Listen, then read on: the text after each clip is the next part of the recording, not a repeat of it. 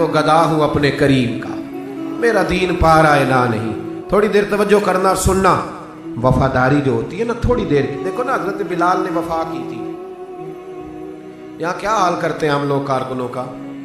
मैं अक्सर ये रोना रोता हूँ, मैं कहता हूँ जब तक तो पीर साहब के आस्थाने पे झाड़ू देता है तब तक तो वो बड़ा वफादार मुरीद होता है। अगर उस पर कर्जे चढ़ जाए तो पीर साहब कहते हैं उसका जाती मामला है। जब तक वो अपने हाथों से सियासतदान के इश्तिहार लगा रहा होता है तब तक वो कारकुन होता है, कारकुन। और जब वो कहीं उलझ जाए तो कहते हैं जी मैं जी उसके जाती मामले में नहीं। ये जाती मामला क्या होता है? जब तेरे इश्तिहार लगा रहा था सियासतदान के तब जाती मामला नहीं था। जब किसी को जरूरत पड़ गई तो अब मामला जाती हो गया।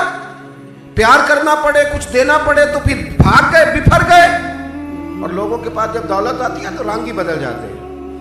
जब इक़्तिदार मिलता है तो अंदाज ही बदल जाते हैं। जब अतवार कुछ और होते हैं तो लोगों के तरीके बदल जाते हैं। इसलिए कि रिश्ता जरूरत का बना लिया हमने। सैयदना बिलाल ने बड़ी मार खाई थी। कोई बताए हजरत बिलाल को गवर्नरी का लालच था?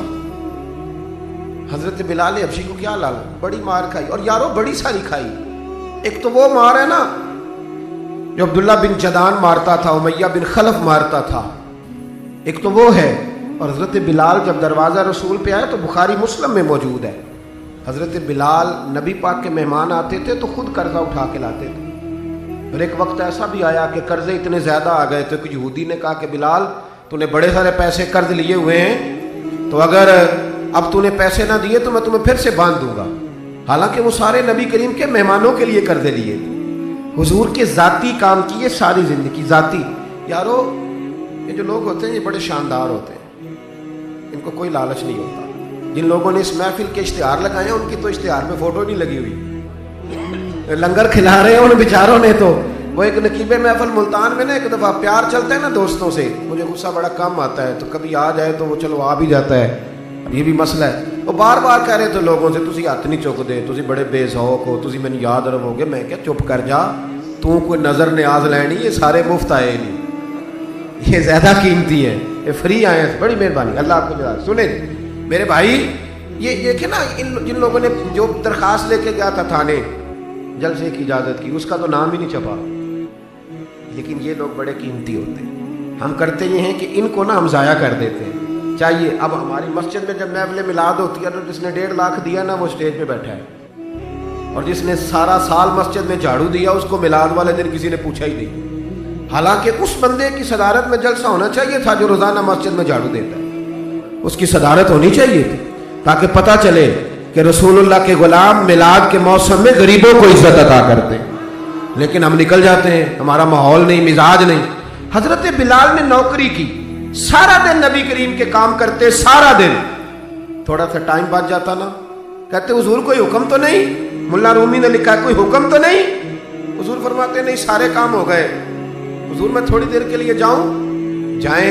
1 दिन भी, 2 दिन भी, 3 दिन भी। हजरत अनस बिन मालिक कहते एक दिन मैंने पूछ लिया, मैंने कहा हुजूर ये बिलाल छुट्टी लेके जाते कहाँ हैं? शादी तो की कोई नहीं थी अभी, घर तो था नहीं, तो ये जो आके कहते कोई काम तो नहीं, मैं जाऊं?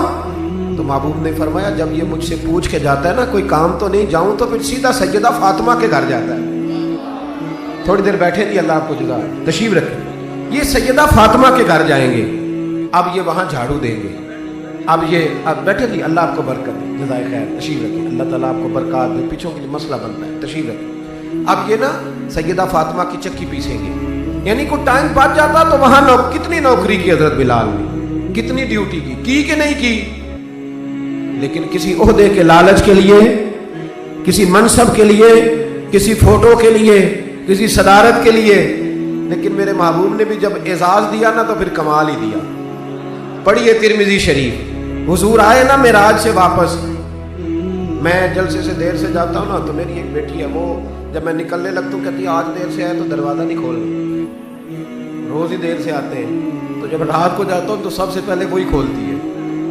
आ गए आप। अब बंदा जब सफ़र से वापस जाता है तो पहले बच्चों की बात करता है, बेटों की। महबूब मेराज के सफ़र से वापस आए, लेकिन सबसे पहले जो बात की वो हज़रत बिलाल हबशी की।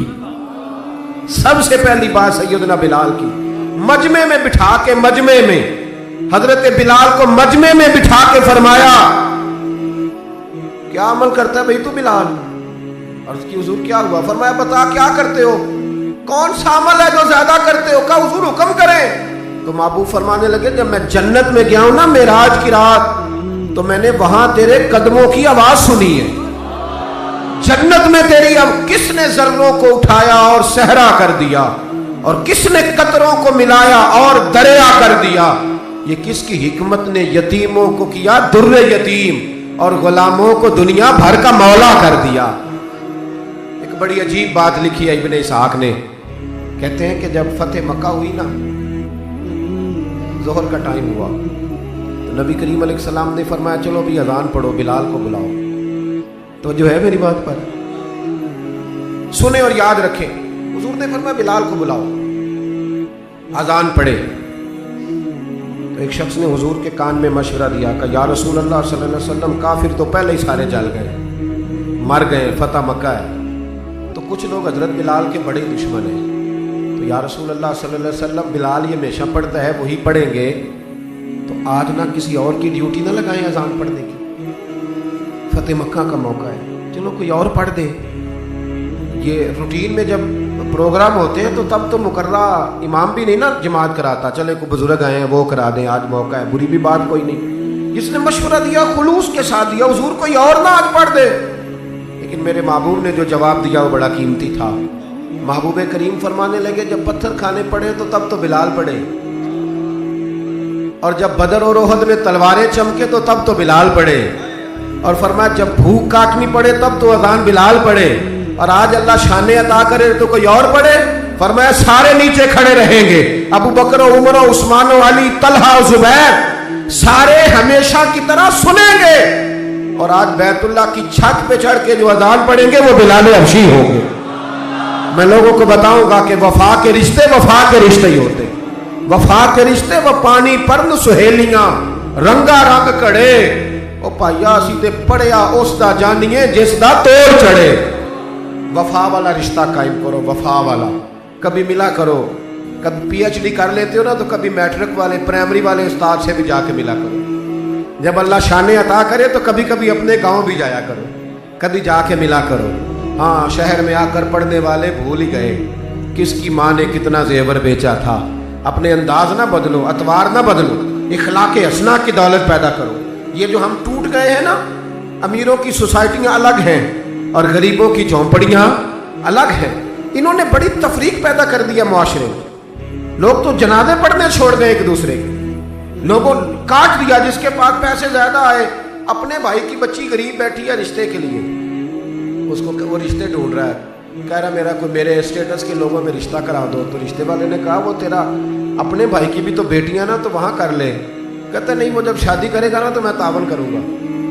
تو تعاون تو بھائی کوئی اور بھی ترس کھا کے کر ہی دیتا ہے، اور بھی کو کر دیتا ہے۔ تو وہ والا رنگ اختیار کر جو اللہ رسول نے تجھے عطا فرمایا ہے۔ ہمارے معیار میں وہ وفا نہیں، وہ حسن نہیں، یہ میری طرح کے لوگ جن کو اللہ بڑی شانیں عطا فرماتا ہے، دین کے نام پر بڑا نوازتا ہے، لیکن لب و لہجے میں کئی دفعہ سختی آتی ہے، کئی دفعہ احساس نہیں ہوتا کہ ہم کیا کر رہے ہیں۔ اعلیٰ حضرت فاضل بریلوی فرمایا کرتے تھے لوگوں نبی پاک کے وفادار رہنا، فرشتے بھی تمہاری عزت کریں گے۔ کیا فرمایا؟ کہنے لگے فرشتے بھی کرتے ہیں تعظیم میری، فدا ہو کہ ان پر یہ عزت ملی ہے۔ اکرام کرنا، کبھی بھی اپنے نفس کو نصیحت کرنا، کبھی بھی